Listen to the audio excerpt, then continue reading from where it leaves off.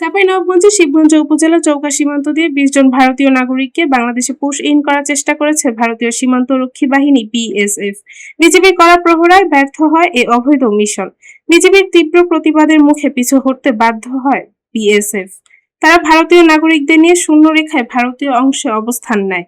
শুক্রবার দিবাগত গভীর রাত থেকে শনিবার দুপুর পর্যন্ত চলে বিএসএফ এর এই কালো অধ্যায়। বিজিবি ও স্থানীয় সূত্রে জানা যায়, চৌকা সীমান্ত দিয়ে ২০ জনকে পুশ ইন করার চেষ্টা করে বিএসএফ। তাদের মধ্যে ১১ জন নারী, ৪ জন শিশু ও ৫ জন পুরুষ ছিল। পরবর্তীতে বিজিবি ও বিএসএফ এর পতাকা বৈঠকে ভারতীয় ২০ জনকে ফেরত নিয়ে যেতে বাধ্য হয় বিএসএফ।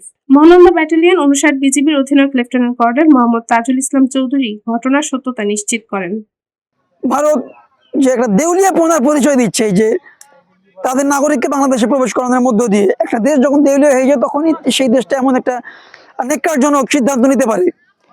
ভারত বড় রাষ্ট্র, তারা তাদের সম্মান রক্ষার্থেই বলছে যে তারা আপনারা এইসব কাজ থেকে বিরত থাকুন, বাংলাদেশকে অস্থিতিশীল করার চেষ্টা করবেন না।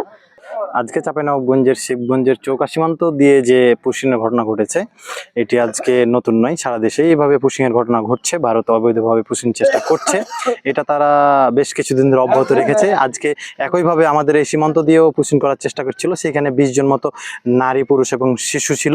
তাদেরকে অমানবিকভাবে তারা রোদ্রে ফেলে রেখেছিল, সারাদিন সকাল থেকে এখানে অবস্থান করছে। বিজিবি কিন্তু এটা কঠোরভাবে প্রতিহত করেছে এবং এলাকাবাসী বিজিবিকে সহায়তা করেছে।